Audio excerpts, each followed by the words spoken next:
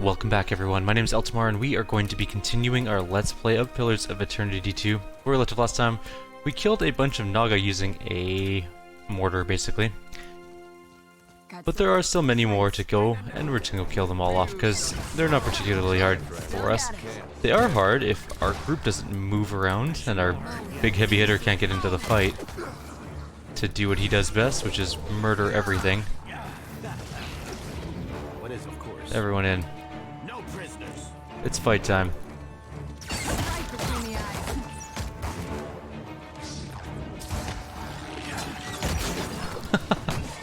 He just does so much damage now.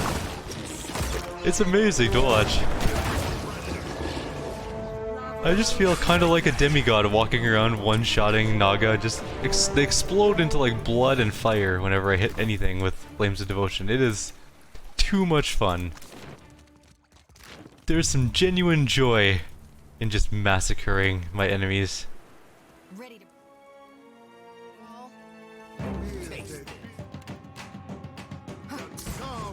Glory be to God. Yes.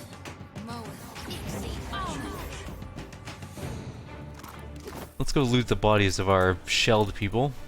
We did kill a bunch of them with mortar blasts. Worked out really well actually. They all have some generic magical items, which is kind of nice. It's not great by any means, but it's not bad. We'll just quickly check down here for anything. What the hell is going on with that Naga totem?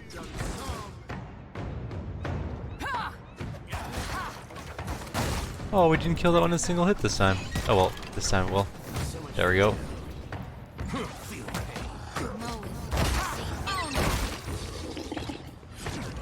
I think that's it.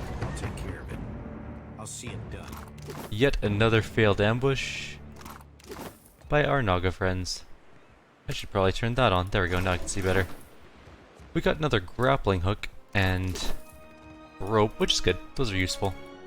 Extremely useful, actually. Anybody else want to blow up? Where the hell am I getting shot from? Oh, up top. How do I even get up there?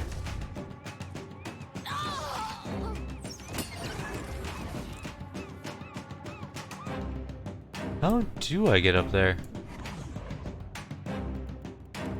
Get up there. I don't know how you're gonna get up there, just go do it.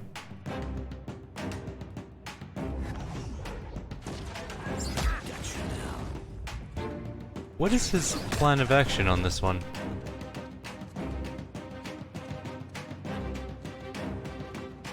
I'm honestly just kind of curious to see how this plays out now. I gave him a simple directive. Go to the roof.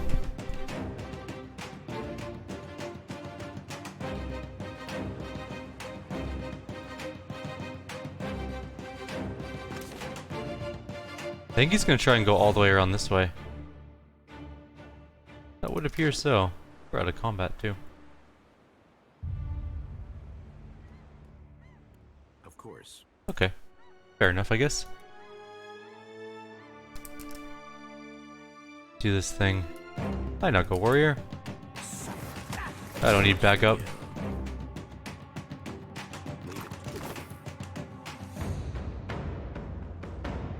I got my pet. Oh, we missed a barrel there. We're not. You guys were annoying me.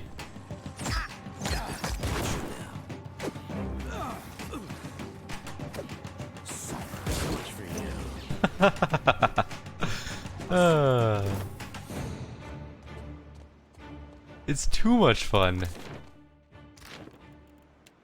Alright, let's go grab this barrel. We'll put a fast forward on. So it's faster. And then we're gonna go, I guess we'll go down through, up through here? We'll go into the Fleet Master's office. Whatever way we manage to go in. There's stairs. Or there's the door. Probably the door. I think it's closer. Yeah, it looks closer. Oh, there's more archers. At least one more archer anyways.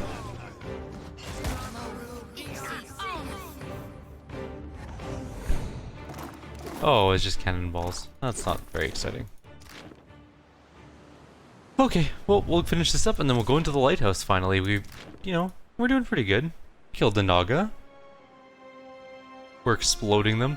Also, look at Edier's hit points now. Almost 400 hit points at level 17? 6 or 17? Can't remember. Sorry, friend. Can't. It's all garbage. There's nothing here. That's actually kind of disappointing. Oh well, you know what? No big deal. We are getting lots and lots of magical items to sell, I guess. Let's go up to the lighthouse finally. And we get to go in. We have to go do the Adra pillar, which I'm sure is going to be very exciting. Oh, there's Naga in here. The lighthouse is quiet, but for soft, sibilant whispers. There's a repetitive incantatory quality to them.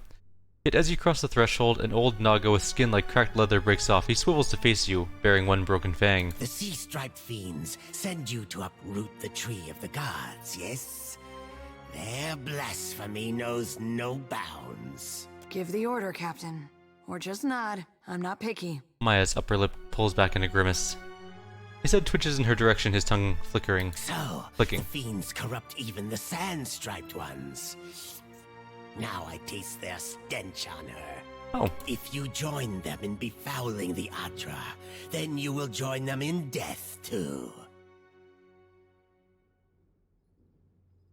You're telling me this slaughter is all about Adra? The tree of the gods, yes, which these fiends plunder and profane. Go! Carry a warning of what you have seen to the other shufflers. His tongue whips from his mouth like a ripped streamer. I need to approach the Adra. Fool! See what the impiety of the sea-striped fiends has wrought. He hisses. The sand-striped shufflers know better. But you others come, smooth-toned or furred or sea-striped, with blasphemous hunger. Now, foreign ones dig at these roots, and the deep hunter is with us no more. Now, the gods return to rain their punishment on these islands. Again. His pupils narrow to angry slits. You're saying the gods have brought ruin on the Deadfire before? He bares his fang in surprise. Do your stories say nothing of the many disasters? Of the shuffler nests washed away like foam? Letting out a deep sigh, Takehi raises a hand to touch his brow. Wherever we sail, the beaches and spires of lost Ukaizo travel with us. He clasps his hand with reverence. Many generations ago, the sand-striped ones built great hives across the islands, and bastions around the Adra roots. At this, the others hiss angrily. Hawana's civilization spanned the archipelago, but the Engwithans built temples around the Adra. They did not build alone. The sand-striped ones helped. He hisses. As they help other fiends now. He eyes Maya coldly. Their meddling displeased the gods. So the gods smashed their works with heaving volcanoes and crashing waves. His beads and bangles rattle as he brings his hands together in a loud clap. So you think history is repeating itself? You shufflers are beasts of habit. You do not learn. You do not change. You cast off your sheddings by night, only to put them back on at daybreak. You wrap yourself in filthy, worn-out things. A tremor of disgust ripples through his body. Our ancestors hid deep, where the waters quenched the fires and muffled the storms. They remembered while shufflers scattered. Now, the shufflers build again. He thumps his tail on the floorboards. The gods see. They will tear them all down. Barath sent me. I am here doing the will of the gods. The shuffler's tongue is thick with blasphemy. Kill him now, Suka. The other Naga draws into a tight coil as if preparing to strike. Perhaps not. I see Bereth's mark on this one. He regards your head and its warped flesh. His tongue flickers. If this is not some fat-tongued lie, then show us. Approach. Restore the blessing of the gods to the Adra. Okay, I can do that. Yes, as you wish. If any of you guys attack me, though, I'm going to butcher every last one of you, like I did all your other people. As your hand touches the dim Adra, you feel the same cool, prigging sensation that you did when you touched the pillar near Port Mage. You concentrate on the pillar. The world around you swiftly falls away, leaving only the vast emptiness of the in-between. The Adra, and a multitude of golden threads undulating off into the distance. You begin to gather the threads in your mind, but find that they do not resist you as they did the first time. The filaments float, unmoored, through the all-encompassing gloom. Though energy still pulses through them, it emerges at the far end of the threads in brief and distant golden clouds, like far-off sidereal fireflies. It takes little effort to draw the threads together, no more than the conscious expression of desire. As the tether coalesces before you, the far ends begin to blacken and disintegrate. Within seconds, all that remain are motes of fading ash that mingle with the great gray expanse. Heat rushes over you, and the uncomfortable sensation of the Adra Pillar's presence cuts off. The gloom of the in-between is pierced by the light of the living world. You are back in the lighthouse, no longer dim. The luminous Adra beside you is filled with warmth and light.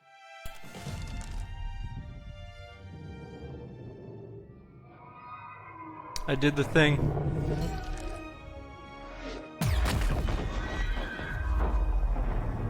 The Naga stare at the glowing Adra, their diamond pupils wide. Sugan turns his gaze to you, his body in a cautious half-coil. Long have we kept peace with the sand-striped people. Good neighbors, I say, as long as we do not cross paths in mating season. But then, the foreign ones came and spread, killed our people, built their hives everywhere. Your type weren't exactly accommodating. We were sure the Godwalker came to cast them out, that driving them away was a holy mission. Curiosity and consternation simmer in his eyes.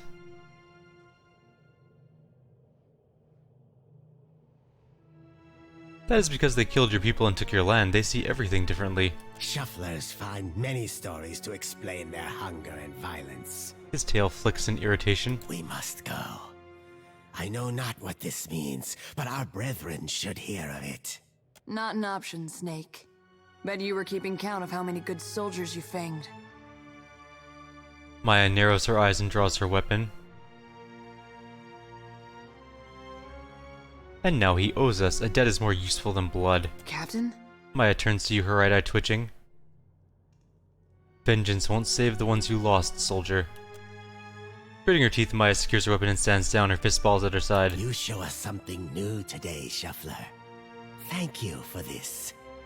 And for your mercy. He presses something into your palm before departing. To be fair, we could have killed them all, easily. But that wouldn't have been the best thing to do. I think having Naga ally might be useful.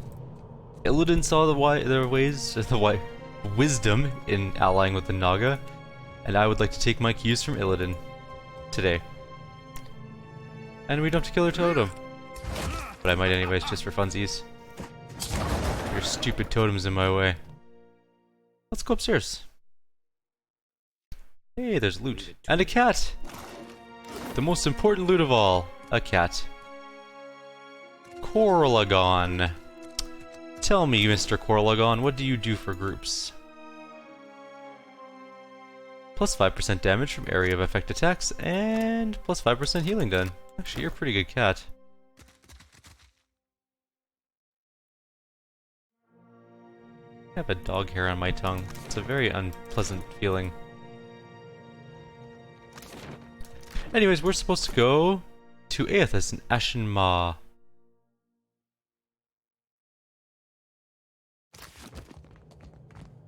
Which is going to be interesting, I think. Then again, it is Aethys. Oh, there we go. Goodbye, Naga. Behold, the migration of the Coral Naga. Sure, sure. We should probably tell the people in this town, hey, there's a dead body there. I would like to have that dead body, please, and then we'll tell the people that they're safe, then they can leave, and then we will leave. Because there's nothing on Hasango anymore for us. It is a dead town. It's a pretty nice stronghold, though. Like, when it was fully made. You can see that there's the curtain wall there. This would be their harbor, obviously. There, and probably over here. I'm not sure where this wall connected to. There's a gatehouse here, or would have been a gatehouse there. Probably? Yeah, I would imagine so. Although it doesn't look like there's any walls coming out of there, so maybe there wasn't a gatehouse there, which is weird, because that would be their docks. That'd be a perfect place for a gatehouse. But I guess I wasn't designing this base. And I guess they weren't designing the base to be... Scale-bellied cowards! I knew they'd run! Oh, shut up. You did nothing. You ask too much. Oh, there's nothing in that corpse. Alright, Bairn. Light of Aethys be upon you, neighbor. Are you looking for survivors? Unlike the other survivors you've seen, this young man, despite a haggard look and a set of dirty or dirt-smeared tattered clothes, wears a calm face and speaks with a steady voice. Yes, actually, my friend is looking for someone we were told might live around here. A short lady, about my age, came from Deerwood with her son. Let's see, freckles, braids usually. Punches you in the arm if she likes you, face if not. Oh, and that's if you're lucky. No, that doesn't sound like anyone. The young man's face remains smooth, betraying neither surprise nor interest. We're in the right place. You must know her. She has a son about your age. You gotta be her son. Got her nose and her freckles. You don't have to lie to me, kid. I'm a friend of your mother's. She hiding from someone? Maybe an ex-lover who gave her the best night of her life? You're protecting her, we understand. No, I misspoke. Forget it. Just tell me something. Your father, you know him? I'm sorry, who are you? We're the last people you're going to see on Aora if you don't start talking. The boy just looks at you with an eerie calmness. Slowly his mouth opens. Yes, I knew my father when I was very young. He was a man of strong faith. Have to be. You get a lava mad, you need a god on your side for protection. He was lost to us during the purges, which was how we came to flee here. So you met him? Baron nods slowly. Well, that's great. A moment You passes. had a dad. A moment passes with Idir staring at Bjorn. With a strange undulating grimace drawn back across his face, he clears his throat. Where's your mother now? Got a lot of catching up to do. My mother is with Aethys. There's a trace of a smile that seems to come with the last word. Idir appears confused. She's at church? I don't think you take my meaning. She passed the veil a few years ago. A flu. Idir's jaw slackens. It's possible her soul has taken a new body by now. But if she was truly blessed, she marches instead beside the shining god. The boy's hinted smile brightens, his eyes far away. Idir's face has gone scarlet beneath his farmer's tan, his nostrils pulsate with each heavy breath. You lied to us. Said you didn't know her. Expect me to believe this now? He takes a short step towards Bjorn, who takes two backwards.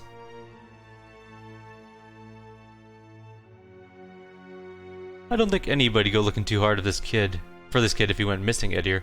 Well, that's a good thought, but it wouldn't get me anywhere. Idir stares the boy down, then turns away with a grunt and a not worth it gesture. I'm not lying. She's buried on the other side of that hill. He points northward. How could she be gone? Don't be troubled by her passing. All souls that march with Aethys receive his warmth and light. Idir scowls. You seem confident in a god who's causing a lot of destruction. You can't build on broken foundations. Real change needs destruction.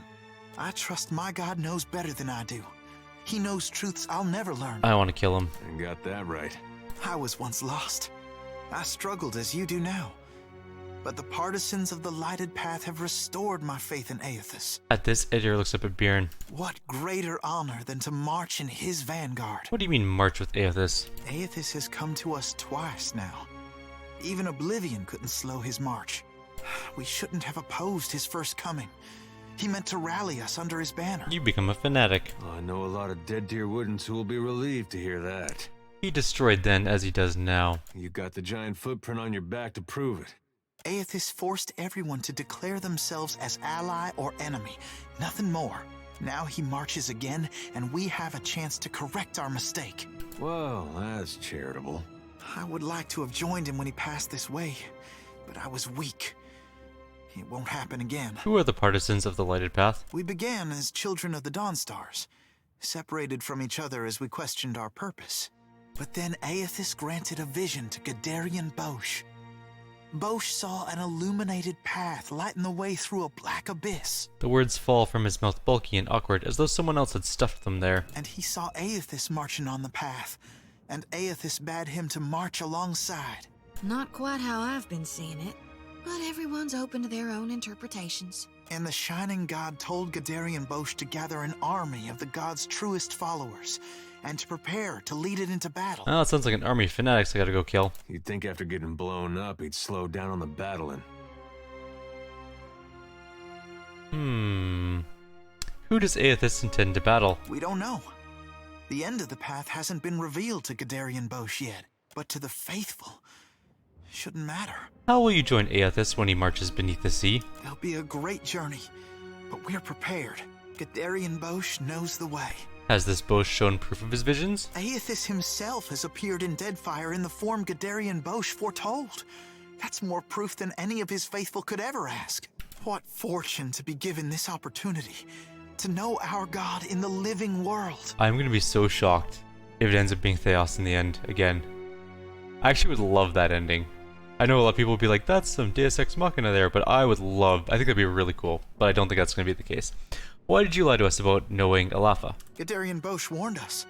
Those outside the partisans may ridicule us and test our faith, especially our old families and others close to them. We've learned it's best to keep to ourselves and those with open minds, which relations and friends mostly aren't. Hey dear, you get what you need. Hader takes a deep breath, he looks around, then at Baron. He nods tight-lipped. We can go.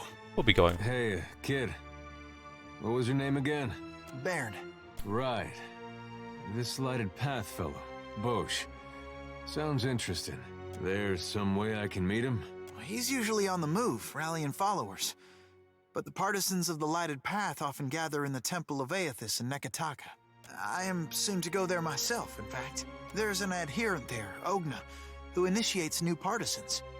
No doubt she'd be pleased to help you. Sounds like we gotta go Aethys deal with that. needs able soldiers, even in their elder years. Idiot spits. You should consider what Ogna has to say. It might speak to you. I'm gonna speak to her with a dagger. Farewell. Friggin' fanatics, man. They're everywhere. Zahira. Look at our beacon. Even the Colossus couldn't destroy it. And those snakes aren't so tough now, are they? I think you mean good job. Also, she looks up at the lighthouse, giddy with relief. Of course. She nods, but is still staring up at the lighthouse. She finally turns to you. The Hanzanui will want to thank you personally for your help here. And she should also know what we're up against. She eyes the dawn stars and the craterous footprint.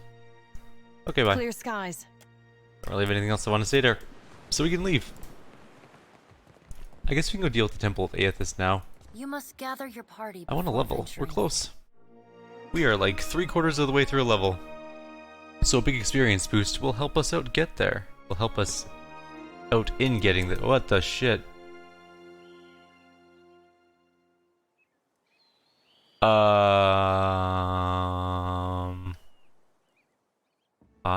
I don't want any. Okay, I guess we don't have a choice. Hasongo is a mound of wreckage on the horizon when you see a dozen junks sailing towards you. Even at this distance, you can tell they are making good speed.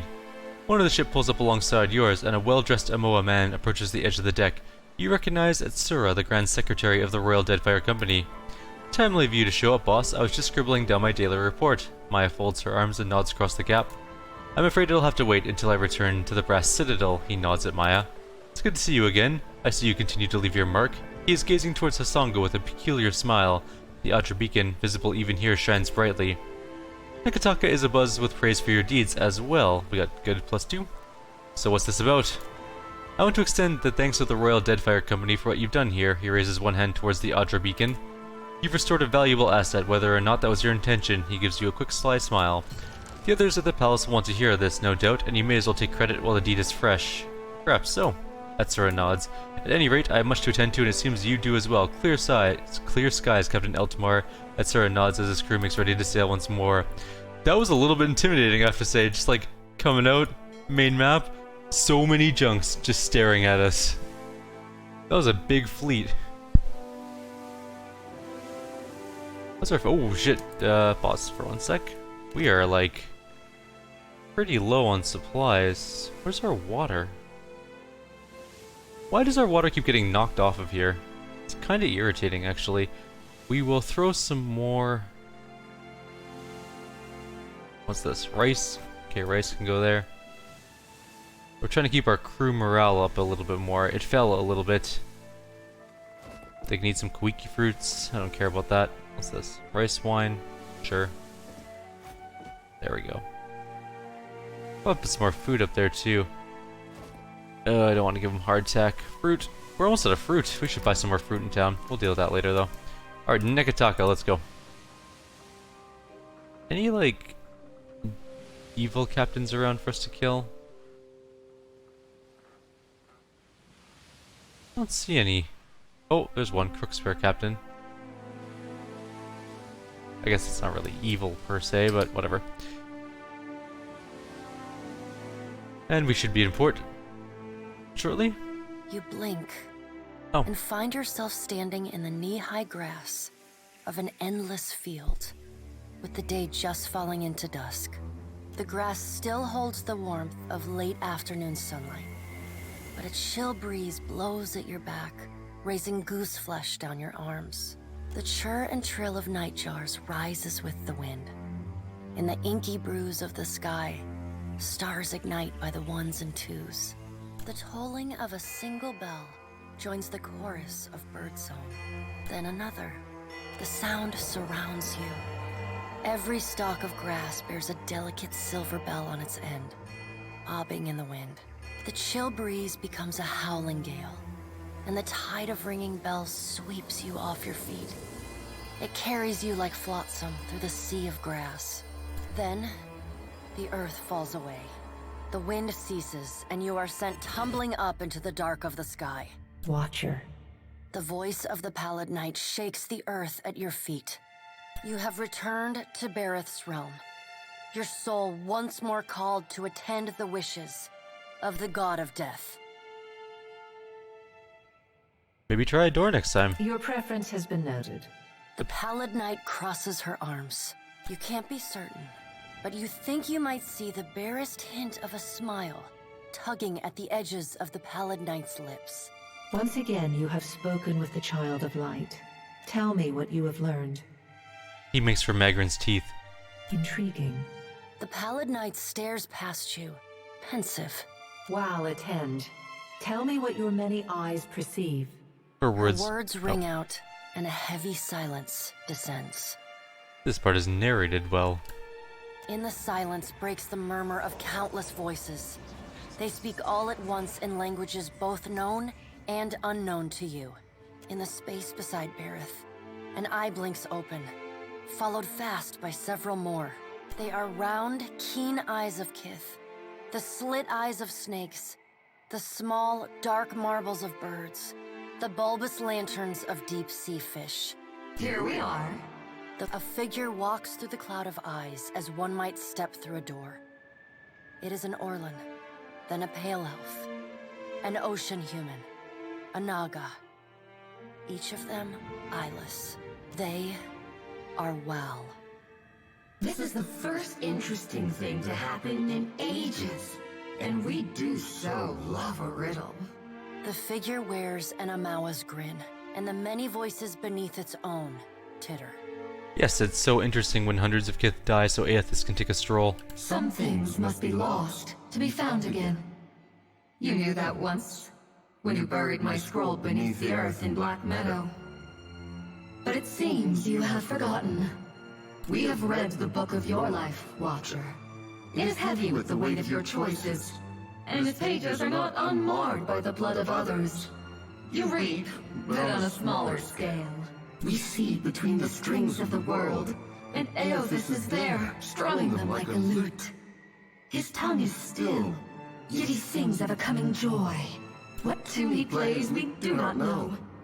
It is complex, ever-shifting. One moment vibrating in harmony, the next in discord. A man strides through the door to Bareth's realm. Behind him lope wolves with lolling tongues, and jungle cats whose long tails twitch with every step. Galawain, the changeling, arrives, and he brings with him the wild heart of Aora's untamed places. Fast on Galawain's heels, A small wave of seawater washes across the tiles. It pours off the edge of the platform and cascades down into the beyond. From out of the water rears a glowing lure, then the head of a gigantic fish. The round black eyes of Andra roll to meet yours. My gift-bearers bring to me that which Kith most want to forget, and in their memories I see you as Wow does. You are the one who leaves chaos in his wake. You knew one of them once, my gift-bearers. Maneha. She longs to forget and to help others do the same. But when given the chance to aid her, you did not. You are a capricious creature, like Aethys. Andra's storm-black eyes roll away from you. Aethys is nothing if not resourceful. I admire his nerve. In the changeling's voice, you hear the soft patter of rain on leaves and the rush of wind through treetops. Aren't you worried? No. He is a creature of the pack, left long alone. Without our strength behind him, he's weak. Galawain says. If his journey leads him back to us, he has proved himself worthy of return to the fold. Aethys does not return to us. He returns to execute some grand plan. We must stop him. Andra's voice rises like a tide, panic riding its crest. The doors lining the walls of Bareth's realm slam open in unison. Warped pieces of ancient armor and the remnants of discarded weapons roar through the doorways. They meet in the center of the room, in a shower of sparks, and form the vague figure of a man. Finally, a blacksmith's sledge hurtles past your shoulder, and the figure snatches it from the air. A man made half of metal and half of ruined skin stands before you. The rounded metal of a well-worn shield makes up most of his skull, his right eye socket, and jaw. His mouth is pulled forever into a half-grimace. If Aethys has something foolish planned, perhaps we can turn him from that path and set him down a more productive one. Abaddon's words crash and screech together, like long still gears forced to movement for the first time in centuries. Abaddon speaks with a child's naivety. Andra says. The other gods don't seem too concerned. He violates not their realms, but mine. I feel his urgency in every stamp of his feet along my spine. Andra says. I will send tsunamis to slow him, if Mogren would stir the earth beneath Mogren's teeth. The water at your feet recedes. Lava oozes up through the shallow water, and a woman made from the guts of the earth emerges. She settles her characteristic broadsword on her shoulder and sighs a cloud of smoke and ash. Mogren returns. In the age when our steps carved valleys across the face of Aeora, our bodies were impervious to all but the strongest attacks. I doubt fire and water will be enough to stop him. But I will bear down upon Aethys with all the heat and fury of the earth. If I must. You should seize this opportunity to slow him while you can. There might not be another chance. The deep, bellowing cry of an aurochs shakes the ground beneath your feet. The cry drones on and on, a moan without end. Wal's many eyes squeeze shut. Andra slips back beneath her waves. Mogren dissipates in a swirling cloud of steam. Galawain's beasts cower and whine. Only the pallid night stands impassive.